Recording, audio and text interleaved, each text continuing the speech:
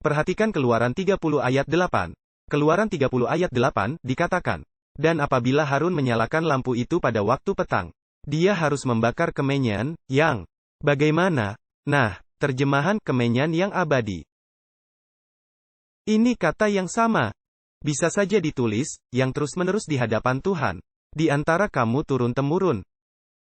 Coba saya tanya. Melambangkan apakah mezbah, kaki dian, roti sajian, dan imam? Dan mezbah pedupaan itu? Mereka melambangkan berbagai aspek dalam pelayanan penyelamatan manusia dari siapa? Pelayanan penyelamatan dari Yesus Kristus.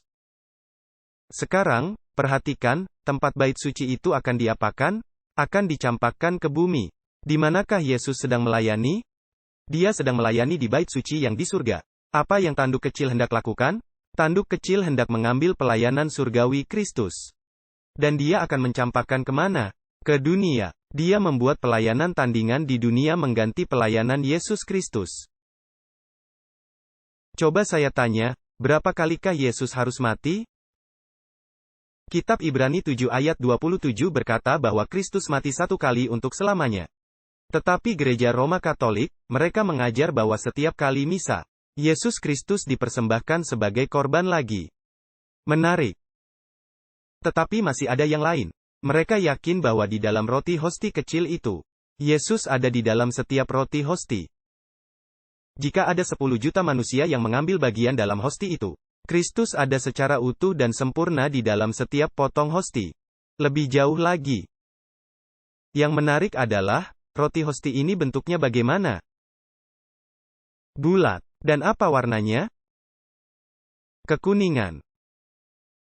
Apa yang bentuknya bulat dan berwarna kuning? Matahari. Dengarkan baik-baik. Roti hosti ini disimpan dalam sebuah wadah yang mereka sebut tabernakel. Dengan kata lain, bentuknya bulat kecil, dan hosti ini diletakkan di dalamnya. Dan Anda tahu bagian luar tempat hosti itu disimpan, ada tergambar sinar matahari memancar. Saya tidak tahu pernahkah Anda lihat ini di gereja Roma Katolik. Tetapi ini sangat menarik. Dan umat Katolik diberitahu bahwa saat hosti itu diangkat ke atas, mereka harus sujud dan apa? Mereka harus menyembah hosti itu. Karena Yesus ada di dalam hosti itu. Masih ada lagi, dengarkan apa yang akan saya katakan. Gereja Roma Katolik mengajarkan bahwa ketika seorang imam mengucapkan, hoc est corpus meum. Inilah tubuhku, ini diucapkan dalam bahasa Latin secara tradisi. Maka apa yang dilakukan imam itu adalah dia menciptakan Yesus Kristus benar-benar dalam roti hosti itu. Dan hosti itu bukan lagi roti, walaupun bentuknya roti, tampaknya tidak berubah. Namun itu benar-benar menjadi tubuh Yesus Kristus. Dan sari anggur atau anggur yang diminum imam adalah benar-benar jadi darah Yesus Kristus walaupun rasanya seperti sari anggur. Jadi, di mana fokus umat dalam Roma Katolikisme? Apakah fokusnya pada tubuh dan darah Yesus Kristus di surga, yang sudah mati satu kali untuk selamanya bagi kita? Tidak. Fokusnya di mana? Fokusnya ada di dunia. Dan suatu sistem duniawi tidak bisa menyelamatkan. Ini adalah amat sangat serius. Tahukah Anda, bahwa seorang teolog Roma Katolik berkata, bahwa imam bisa disebut pencipta dari penciptanya. Karena dia bisa menciptakan Yesus di dalam roti hosti? Menakjubkan. Apakah yang dilambangkan oleh kaki dian? Kita sudah mempelajari hal ini. Dia melambangkan minyak Roh Kudus yang diberikan kepada gereja supaya gereja bisa berikan apa? Bisa memancarkan terang. Apa yang terjadi selama masa berkuasanya tanduk kecil? Terang itu meredup. Itulah sebabnya zaman itu disebut apa? Disebut zaman kegelapan. Karena gereja tidak lagi mengabarkan Injil Yesus Kristus, yang oleh Alkitab disebut terang. Dengan kata lain, itu mempengaruhi misi dan pekabaran gereja. Bagaimana dengan roti sajian? Apa yang dilambangkan oleh roti sajian? Roti sajian melambangkan firman Tuhan. 12 ketul. Karena cukup untuk memberi makan seluruh Israel, semua umat Allah. Apa yang disodorkan gereja Roma Katolik sebagai ganti firman Tuhan? Tradisi. Berbagai tradisi masuk ke dalam gereja, api penyucian, limbo, selibat. pengakuan dosa-dosa pribadi, pembakaran abadi di neraka, len, arak-arakan patung, misa, benda-benda keramat, kanonisasi orang-orang suci. Rosario, sujud di depan patung, kelahiran Maria yang tanpa dosa. Kenaikan Maria ke surga, baptisan percikan bayi. Novena, ibadah hari Minggu, saya masih bisa terus melanjutkan daftar ini. Tidak satu pun dari ini diajarkan di dalam Alkitab. Dengan kata lain, firman Tuhan tidak lagi dijadikan hukum di dalam gereja. Hasilnya adalah gereja menciptakan tradisi-tradisi. Dengan demikian umat di dunia mati kelaparan akan firman Tuhan. Selain itu, dalam konsili di Tulos tahun 1229, Gereja Roma Katolik secara resmi melarang orang awam membaca Alkitab. Dan ada dekrit-dekrit, keputusan-keputusan yang lain dalam konsili-konsili yang lain, di mana umat dilarang membaca Alkitab. Itulah sebab Martin Luther, walaupun seorang biarawan, ketika dia menemukan Alkitab, dia begitu terkejut. Karena Alkitab itu tidak bisa diakses, karena tertulis dalam bahasa Latin. Bahkan orang-orang seperti Wycliffe, waktu dia menerjemahkan Alkitab ke dalam bahasa Inggris, dia dibakar di tiang. Hanya karena telah menerjemahkan Alkitab ke dalam bahasa yang bisa dipahami orang awam.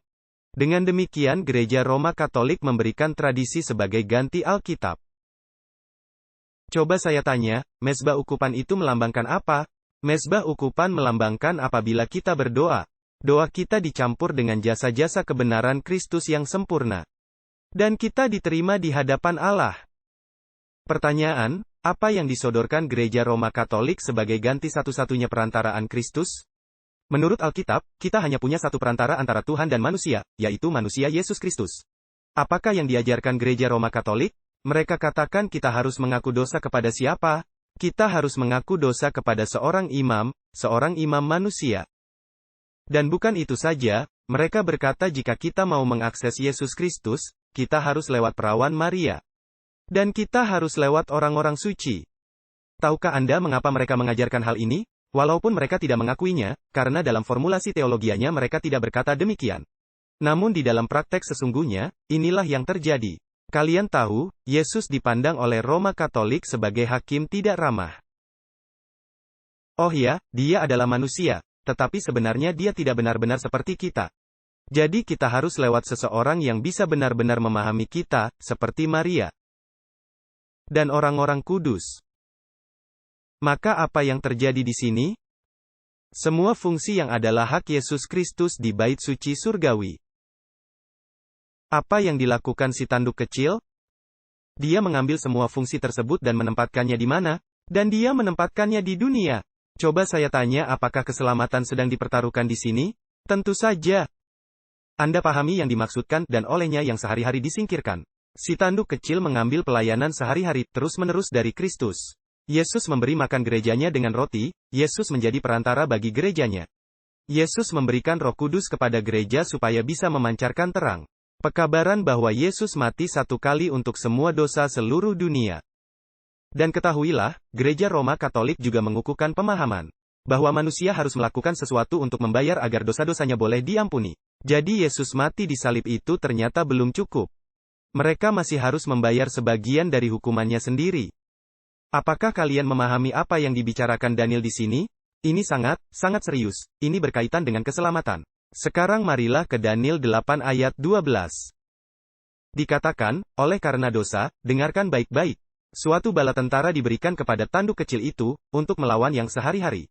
Kata korban tidak seharusnya di situ. Apa maksudnya, suatu bala tentara diberikan kepada tanduk kecil itu? Apa yang kita dapatkan ketika kita membahas kaki patung dalam Daniel pasal 2? Apa yang digabungkan menjadi satu? Gereja dan apa? Negara. Bagaimana gereja bisa menjamin orang-orang tetap mau menjalankan sistem yang kita bicarakan ini? Gereja tidak mampu melakukannya sebagai gereja, dia harus memiliki bala tentara, dia harus mendapatkan dukungan dari kekuatan politik. Bukankah persis demikian yang terjadi pada zaman kegelapan? Bukankah gereja minta kekuatan negara untuk menghukum siapapun yang sejalan dengan kepercayaan dan praktek-prakteknya? Kita hanya perlu membaca dari buku-buku sejarah. Maka dikatakan, oleh karena dosa, suatu bala tentara diberikan kepada tanduk itu. Untuk melawan yang sehari-hari, bukan korban persembahan sehari-hari. Dan tanduk itu mencampakkan kebenaran ke bumi. Dan sekarang perhatikan, dia melakukan semua ini dan, bagaimana? Dan tetap berjaya. Apakah tanduk kecil ini berjaya ketika dia sedang menganiaya orang-orang kudus? Tentu saja, dia berjaya, semuanya lancar baginya. Apakah perlu diadakan suatu penghakiman di surga untuk memperbaiki kondisi ini? Menurut Anda bagaimana? Tentu saja. Dan sebentar lagi kita akan tiba pada topik itu. Sekarang, perhatikan, selanjutnya dikatakan. Ngomong-ngomong, kata yang dipakai di sini. Berjaya, sama dengan yang dipakai di Daniel pasal 7 untuk tanduk kecil. Sekarang. Nah, waktu kita tiba di bagian penglihatan Daniel ini, videonya mati. Dan sekarang Daniel hanya bisa mendengarkan audionya. Daniel 8 ayat 13-14, videonya gelap. Sekarang Daniel tidak melihat apa-apa lagi, hanya mendengar. Dia mendengar suatu percakapan antara dua malaikat. Kemudian ku dengar seorang kudus berbicara. Dan seorang kudus lain berkata kepada yang berbicara itu. Berapa lamakah penglihatan itu? Kata yang dipakai adalah chosen. Nah, yang manakah termasuk dalam kata chosen? Itu termasuk seluruh penglihatan itu, bukan? Apakah termasuk Medo-Persia? Apakah termasuk Yunani? Apakah termasuk Raja Pertama Yunani? 4 tanduk itu, tanduk kecil, dan tahap pertama dan yang kedua? Itulah penglihatannya, itulah chosen. Jadi pertanyaan adalah, berapa lamakah terjemahan yang lebih baik adalah sampai kapankah? Apakah chosen sehubungan dengan sehari-hari? Buang kata korban, kata itu tidak ada. Dan kefasikan yang membinasakan tempat kudus. Tempat kudus yang diserahkan dan bala tentara yang diinjak-injak. Tahukan Anda, kita mendapati adegan yang mirip dengan ini di dalam Wahyu 6 ayat 9-11. Di sana ada martir-martir yang berteriak dari bawah mezbah, ini adalah meterai yang kelima. Andai saja ada waktu membahas ini, sama waktunya dalam sejarah. Dan martir-martir ini berteriak dan mereka berkata, karena mereka telah digilas habis oleh gereja. Yang mengaku sebagai gereja Yesus Kristus. Mereka berseru, Tuhan sampai kapankah? Pertanyaan yang sama, engkau tidak menghakimi dan membalaskan darah kami. Kepada mereka yang telah mencurahkan darah kami ke atas di bumi? Sekarang, perhatikan ayat 14. Maka ia berkata kepadaku, sampai lewat 2300 hari. Kata dalam Ibrani disebut 2300 petang dan pagi yaitu dengan kata lain, unit. Yang terdiri atas petang dan pagi dengan kata lain, hari terjemahan hari, bagus. 2300 hari. Kemudian apa? Kemudian tempat kudus itu akan dibersihkan. Sekarang, dengarkan, di sini ada suatu perbedaan kecil yang sangat menarik. Sebelum Daniel 8 ayat 14. Kata yang dipakai untuk bait suci adalah kata, mikdash. Tapi di Daniel 8 ayat 14, kata untuk tempat kudus atau bait suci berubah. Tidak menggunakan kata, mikdash, tapi menggunakan kata, kodes. Menarik, bait suci akan dibersihkan. Jadi bukan seluruh bait suci yang dibicarakan. Pasti ini sesuatu yang lain, karena kata yang dipakai berbeda. Apakah Anda memahami saya? Jadi, bait suci yang akan dibersihkan bukanlah, mikdash, keseluruhan struktur bait suci. Yaitu bagian, kodes. Yang tentunya mengacu pada bilik maha suci dari bait suci. Dan ini akan kita buktikan sebentar lagi.